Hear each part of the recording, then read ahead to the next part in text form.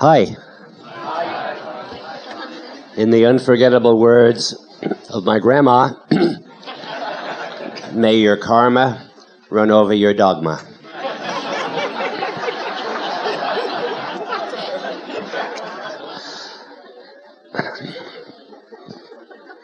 To spare Roy Crown shouting, "Slow down, Brennan," I'm going to try to speak slowly, deliberately, and distinctly so the translators can keep up with the pace of the speech. Okie doke?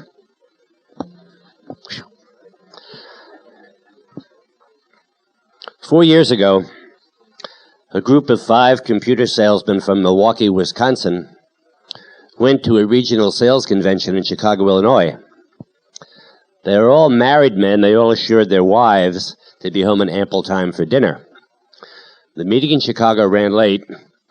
Guys raced out of the building, headed down toward the train station. In the distance, they saw their train back to Milwaukee slowly starting to chug along the tracks. So the guys went tearing through the station, and inadvertently, one of them kicked over a table on which rested a basket of apples. There was a 10-year-old boy there selling apples to pay for his books and clothes for school. But with a sigh of relief, the 5 guys clamber aboard the train, but one of them felt a twinge of compassion for the kid whose apple stand had been overturned. So he said to the other 4, "When you get back to Milwaukee, call my wife, tell her I'll catch the next train. I'll be about an hour and a half late." He walked back into the train station, and later he said, "I'm really glad I did, because the 10-year-old boy was blind." The apples are scattered all over the floor. This computer salesman starts to pick them up. He noticed several were bruised. So he reached in his pocket, and he said to the blind boy, "Here's $20 for the apples we damaged. I hope it didn't spoil your day. God bless you." He started to walk away, and the blind boy called after him and asked, "Are you Jesus?" Who is this Jesus who is such a magnetic field for so many people and a stumbling block for many others? Who is this obscure Nazarene carpenter in whose name reforms, renewals, revivals, crusades have been launched, whose name has filled libraries with brilliant scholarship, my own books out there among them,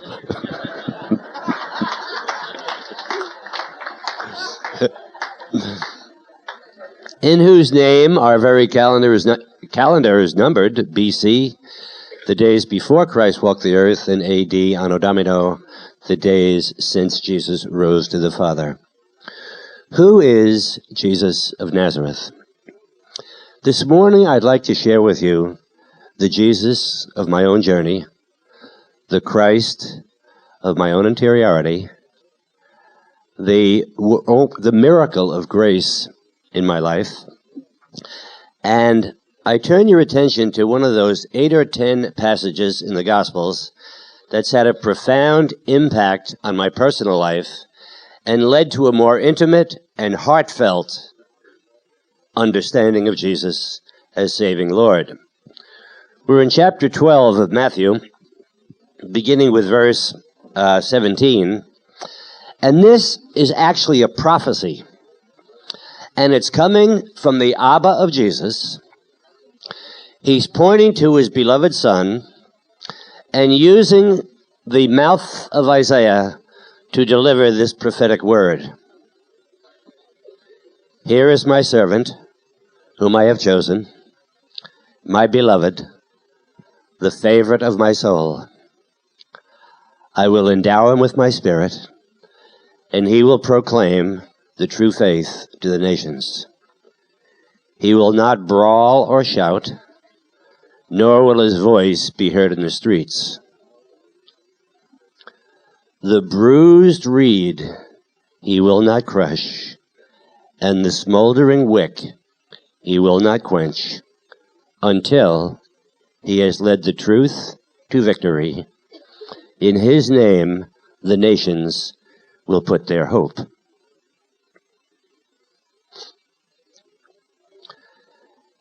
An old Hasidic rabbi, Levi Yitzhak of Berdichev in the Ukraine, claimed that he learned the meaning of love from a drunken peasant.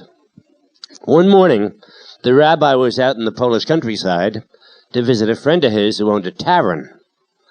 When the rabbi walked in, he saw two men seated at a table, both gloriously in their cups, drunk as skunks, stoned out of their mind, arms wrapped around each other. Each guy was reassuring the other one how much he loved him. Suddenly, Ivan said to Peter, "Peter, tell me what hurts me." And bleary-eyed, Peter said, "How do I know what hurts you?" Ivan's answer was swift. "If you don't know what hurts me, how can you say you love me?" What made Jesus of Nazareth the greatest lover in human history is that he really knew, and he really knows this morning, what is hurting his people.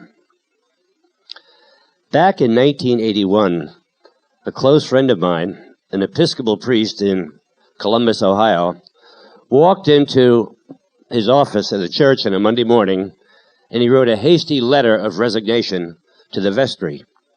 Then he returned to his home, sat down at the kitchen table, wrote a letter to his wife and his 3 children, all the kids under the age of 10, that he was abandoning them. He fled to a logging camp in New England and took a job in Vermont as a logger.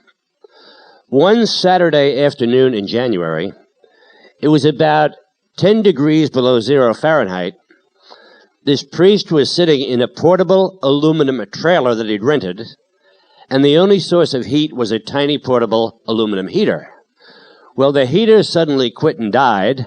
Within minutes, the temperature in the trailer was below 0, shivering, and in a fit of rage, the priest picked up the heater, flung it through the window, broke the window, and shouted, "Christ, I hate you!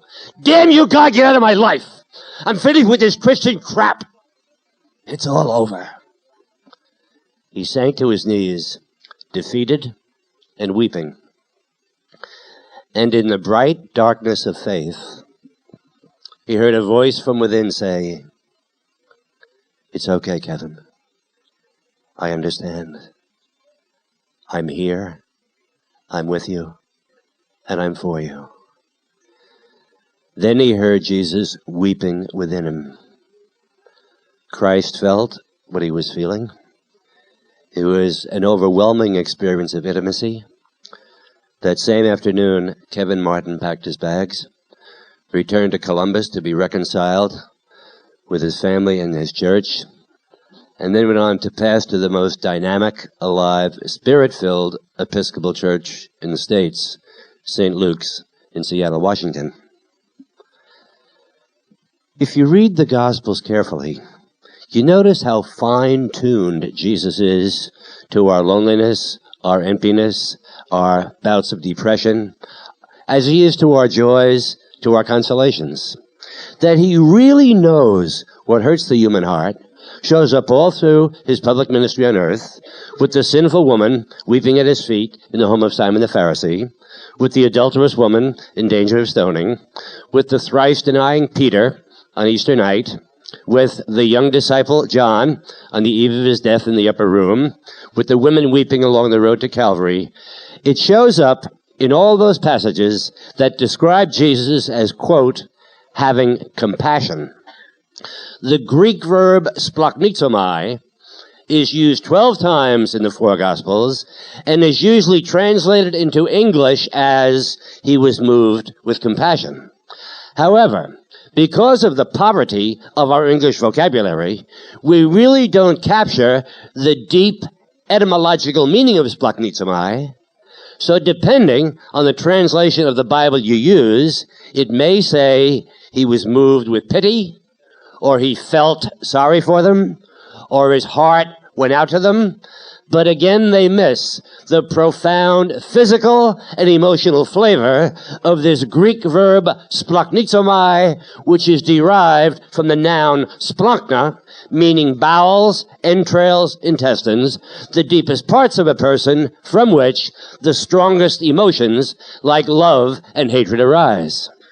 We must never forget that when we speak of the compassion of Jesus, we are speaking of the compassion of the infinite, transcendent, almighty God, of the sacred man defined by the Council of Nicaea as being co-equal and consubstantial to the Father, God from God, light from light, true God from true God, begotten and not made. What I'm getting at is this. When you read in the Gospels that Jesus was moved with compassion, it is saying his gut was wrenched, his heart torn open, the most vulnerable part of his being laid bare. And Jesus says to your heart and mine, don't ever be so foolish as to measure my compassion for you in terms of your compassion for one another.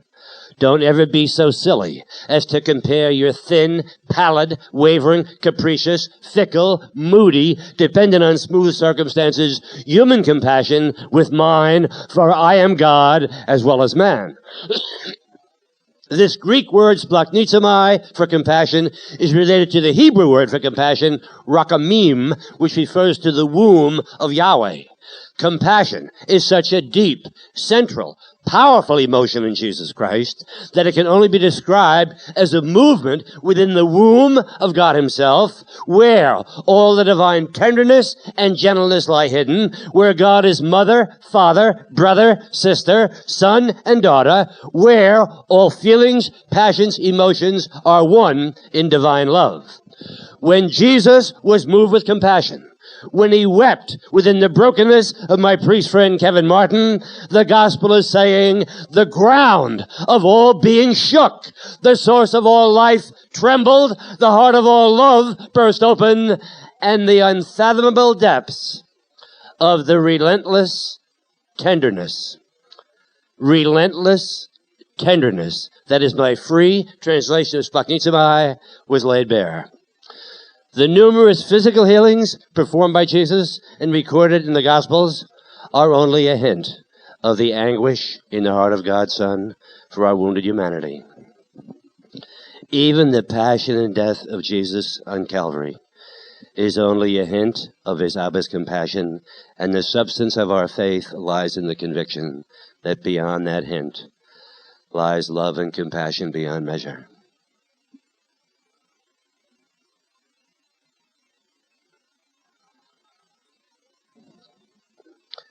Probably the second thing I've learned since the last 18 years of my journey, it's this. If you call Jesus goodness, he'll be good to you. If you call him love, he'll be loving to you. But if you call him compassion, he will know that you know. As the 15th century mystic Meister Eckhart said, the best name for the Nazarene carpenter is Son of Compassion. When we speak of Jesus as Emmanuel, as God with us, we are saying that the greatest lover in history really knows what hurts us. There is nothing, absolutely nothing, that Jesus does not understand about the pain that hangs like a darkening cloud over the valley of human history. In his own flesh, he feels every separation and loss, every heart broken, every wound of the spirit that refuses to close, and all the riven experiences of men, women, and children across the bands of time. If there is anyone sitting here this morning who is crying out for a hand that will touch them, an arm that will embrace them, lips that will kiss them, who's longing for somebody, who's not afraid of your skepticism, your cynicism, your rationalism, your indifference, your Christ, I hate you, get out of my life. There comes a sacred man in our midst this moment who says, it's okay. I understand. I'm here. And I'm with you, and I'm for you, and your pain reverberates in the depth of my own being. My friends, this is not pious poetry. This is the meaning of Easter. Easter did not remove Jesus from us. It simply made it possible for him to touch not only Naim, but New Orleans, not only Mary Magdalene, but me. Your Christian life and mine don't make any sense unless in the depth of our being we believe that Jesus not only knows what hurts us, but knowing seeks us out, whatever our poverty, whatever our pain. His plea to his people is his promise to us. Come to me. Come to me. Not to church, not to a Bible study, not to a conference, but come to me. And don't wait until you got your head on straight, your act cleaned up, you're free of sin, confirmed in grace, and feeling benevolent toward yourself. But come now wounded, frightened, angry, lonely, empty, depressed, tilting toward despair. And I'll meet you where you live and love you as you are, not as you should be. My friends, what I'm sharing this morning is not something I read in a book. It's not something I heard somebody say in a sermon. This is the Jesus of my own interiority, the Christ that by the grace of God I've met in the grounds of my own self. This morning at breakfast, a lovely young lady named Vicky asked me how my hour of prayer went this morning, and I said it's still in progress. And I went back to my room, and suddenly I had a flashback. Why I remember this was a Wednesday, it escapes me, but it was a Wednesday morning in Fort Lauderdale, Florida, and I was on Commercial Boulevard, which is the heart of the business district in Fort Lauderdale, Florida. And there are 6 lanes of traffic on each side with an island in the center. And at 10 o'clock in the morning, between 9 and 10, there are all kinds of people, business people, and they've got their, computers under their arms, and they've got their briefcases, and they're going back and forth, doing commercial stuff. And I'm in a drunken stupor. I'm weaving down the street. I'd been drunk for about between 3 weeks and 4. I wasn't sure how long I'd been out there. But sleeping on the beach till the cops caught me, or under the bridge, or in doorways, or out in the fields. And I hadn't shaven in all that time. I hadn't taken a shower or a bath. I had a rancid body odor. And of course I was broke, and I panhandled enough money every morning to get enough money to buy a pint of Taka vodka, because I couldn't afford the Smirnoff. And I had the pint of vodka tucked in my back pocket. And as I'd weave down the street, I'd pat it once in a while, because that was my security. As long as I had the vodka, I was okay. This is what my drunken, delirious mind persuaded me. And coming up behind me was a young couple, I would say, in their early 20s. They're in love. I could pick up some stuff they were saying. But the moment they looked up and spotted me, they immediately lowered their eyes. They stepped to the outside of the sidewalk, and at a quick pace, never looking back. And I came out of my blackout, which is temporary amnesia, long enough to realize it was the loneliest moment of my life. I was a drunken bum, a hopeless street person, the village idiot.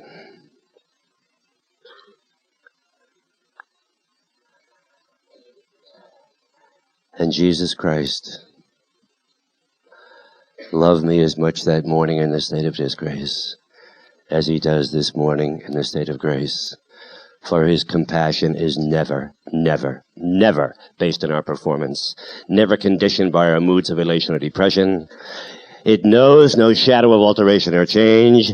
Jesus is the fulfillment of the Isaiah prophecy, the bruised reed of your life. He will not crush, and the smoldering wick he will not quench until he has led the truth of your life story to victory. My doorbell rang one summer morning in New Orleans. My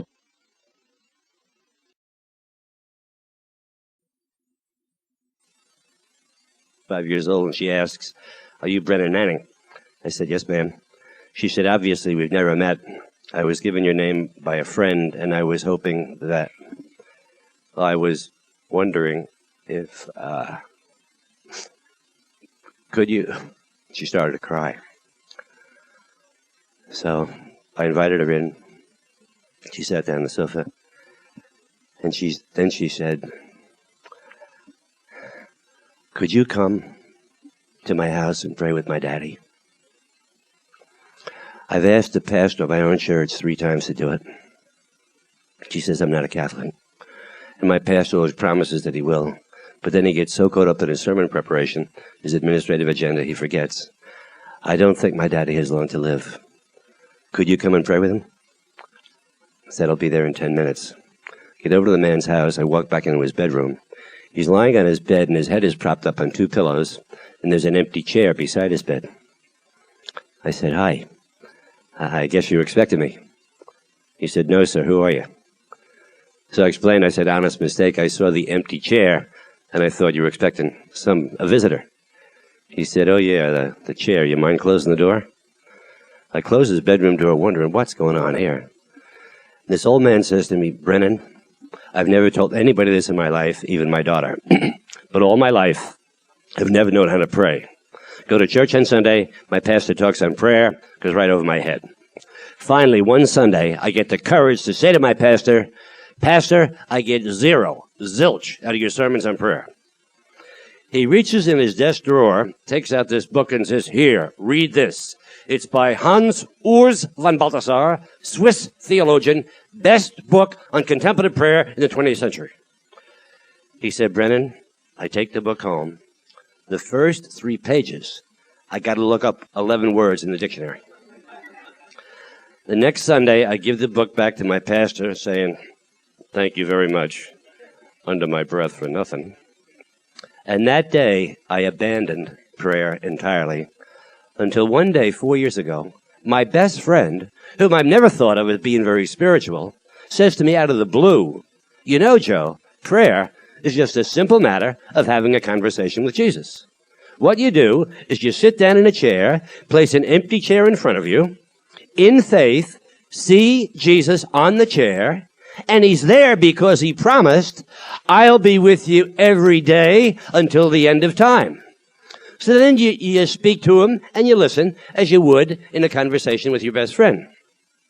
This old guy says to me, "Brennan, I've been doing that 2 hours every day now for the last 4 years, and I love to do it. But I'm careful. In fact, I'm cautious. I don't want my daughter to see me talking to an empty chair. You know, she'd say, 'Funny farm for daddy.'" But he said, "Brennan, you got a background in this stuff. Do you think it's prayer?" I said, "Joe, you don't have to ask me. That is so simple, so unsophisticated, so honest, so open, so real, that delights the heart of Jesus." He said, "Yeah." I anoint him with oil. I pray with him. I go back to my house. 2 nights later, his daughter returns to my house to tell me that her daddy died that afternoon. I asked, "Did he seem to die in peace?" She said, "Yeah, when I left the house at 2 o'clock this afternoon to go to the store, he called me over to his bedside, told me one of his corny jokes, then he kissed me on the cheek. When I got back just before 3, I found him dead." But she said, "Brennan, strange. Beyond strange. This is weird. At the moment my daddy died, he leaned over and put his head on an empty chair beside his bed."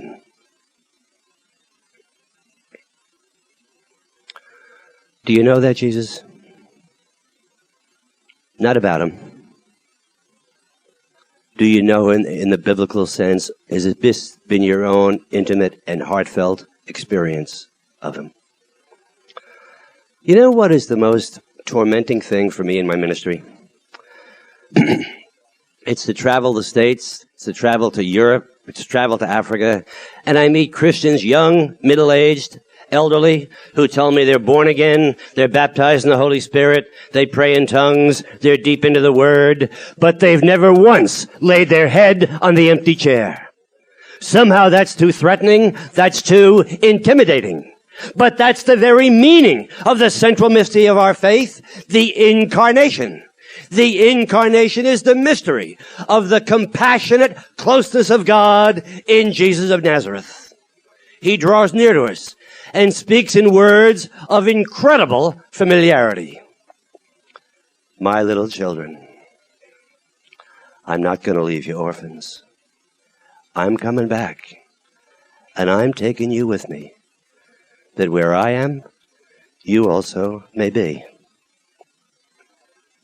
Roy, Angelo, Vicky, Rosie, Adam.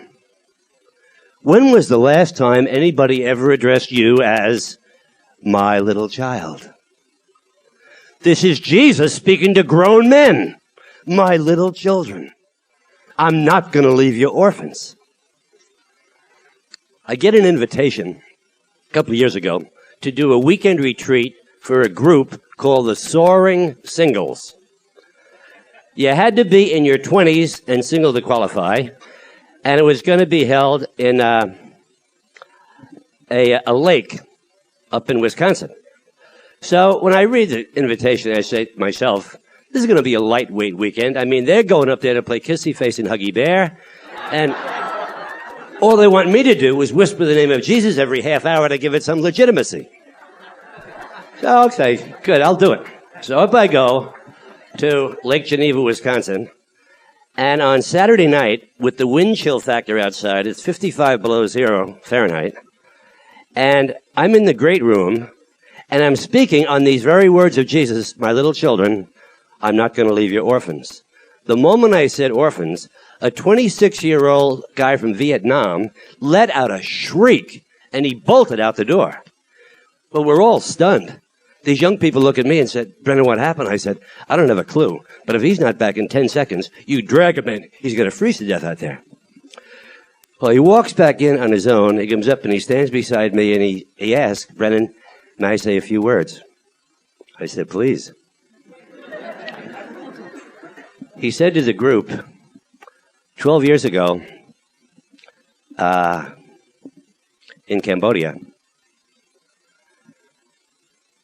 my father learned that the Khmer Rouge, a terrorist organization, was on the way to our village to kill all the boys under the age of 12 and under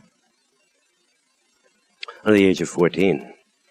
My father got me out of bed. We slipped through the jungle. We got out to the ocean. My father strapped me to a raft and pushed me out into the open sea. I guess it was a miracle, but I got picked up by some Korean fishermen. Later, I made my way here to the States. I got my MBA, my Master's in Business Administration from Harvard a couple of years ago, and now I live in Chicago in an apartment by myself. I've been back to Cambodia 3 times, and there is no trace of my mother, my father, or my 2 sisters. So I've lived in your country like an orphan. And none of you here know me because I'm not a Christian. I saw your ad in the paper for a retreat for young people, and I came here hoping I would make a friend. I've heard of your Jesus as a wise man, a good man, even a prophet. But Brennan, when you spoke his word, my little children, I'm not going to leave you an orphan. I don't know what happened, but out of nowhere, your Jesus was in my face. And that word was like a cutting knife. It was rolling thunder. It was earthquake, an earthquake in the world of my spirit. I know him. I know him. I sense his presence. He's here.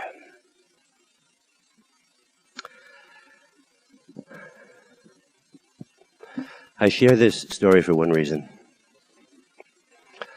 I didn't come all this way from the States to dazzle anybody with being some kind of a gifted speaker or some kind of a charismatic person. I came to share the Jesus of my own journey, who is the Son of compassion. And the day you surrender in unwavering trust to the compassion of Jesus over your entire life, I promise you, every moment of guilt, shame, remorse, self-condemnation, self-hatred will disappear from your life. The Jesus who says, my little children, I'm not going to leave you orphans, is not just some great teacher or some model for us to imitate. His words resonate with the deepest affection, and he offers himself to you and me as companion for the journey, as a friend who is never rude, always patient with our failings, whose love is tender, compassionate, kind, and keeps no score of all our sinfulness. This is an awesome dimension of discipleship, and the New Testament lays great emphasis on it. What deity in any great world religion, Hinduism, Buddhism, Islam, would ever dare to say what Jesus said, make your home in me, as I make mine in you. If any one of you love me, you'll be true to my word, and my Abba will love you. We'll come to you, we'll make our home within you. I tell you most solemnly, I'll be with you every hour of every day for the rest of your life.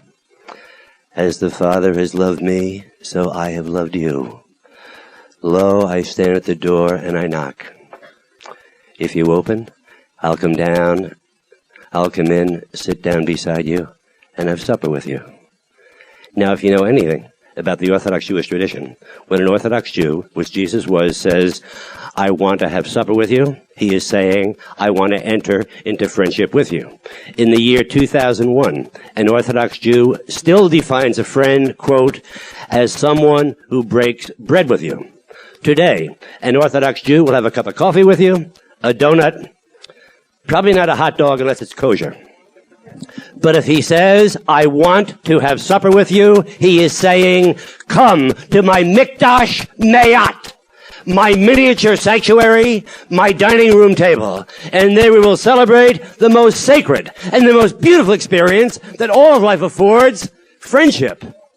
This is Jesus, Lord, Messiah, Christ. It is God himself saying, I'm knocking. I'll never intrude. I'll never impose my grace, my miracles, my presence.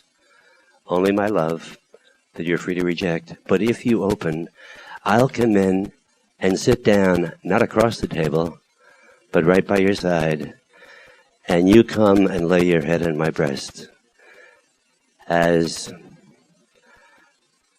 my beloved disciple John did in the upper room. And we'll break the bread of friendship.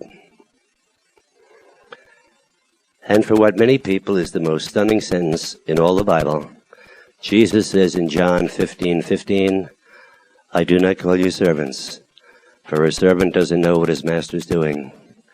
I call you my friend. St. Augustine's commentary on that one sentence was, a friend is someone who knows everything about you and still totally accepts you, not in spite of all your faults and weaknesses. That wouldn't be total acceptance, but with them all. Isn't this the dream we all share? Someday, somewhere, I'm going to find that person who really understands me, the words I speak, and even understands the words I leave unspoken.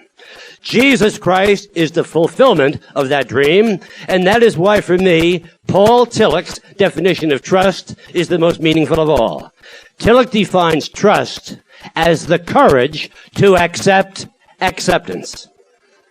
Trust is the courage to accept that Jesus, knowing my whole life story, every skeleton in my closet, every moment of darkness in my past, knowing right now my feeble faith, my shallow prayer life, my inconsistent discipleship, my self-centeredness, loves me and accepts me just as I am.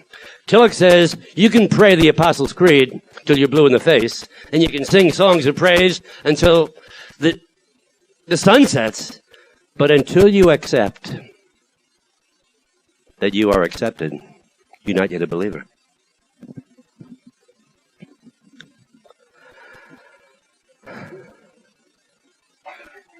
I write a newsletter a couple of times a year to people in the States, and in a recent newsletter I wrote, a friend is somebody who stands with you in the bad weather of life.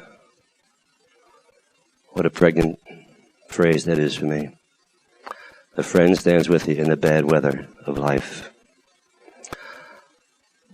When I was in the late stages of chronic alcoholism down in Florida, my best male friend, Paul Sheldon, flew down once a month at his own expense to Lauderdale. He rented a car and came down to Skid Row to find me. He'd sit there on the curb with me, and he'd never scold, he'd never threaten, he'd never tell me what a disappointment I was as a friend. He'd hug me, and he'd tell me, "You're going to be all right. You're going to be all right." Paul Sheldon was, for me, the human face of Jesus Christ.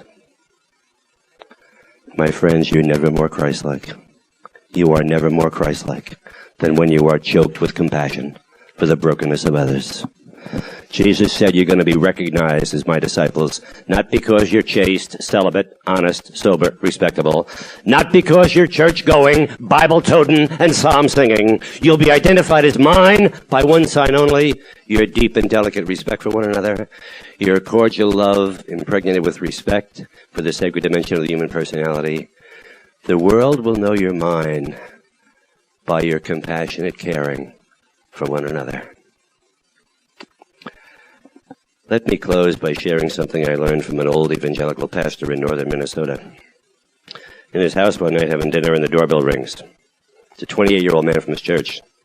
The man says, "Pastor, I've been coming to your church now for about 6 months. You probably don't know me. We got so many members. But I've heard you speak 3 times on the compassion of Christ. Now, I believe every word you say, but it's all a head trip. Nice thoughts, inspiring ideas. I never felt that, never experienced it. Any way you can help me?" Pastor came into my study, invited me along. Pastor led a short prayer. He said to the 28-year-old, "Listen carefully to what I'm going to say. Jesus, the risen Lord, is in this room right now, as the 3 of us gather in his name. Do you believe this?" I'm not asking a rhetorical question. Do you believe that Jesus, in his present risenness, is in this room? A minute went by, and the 20-year-old said, "Yes, I do."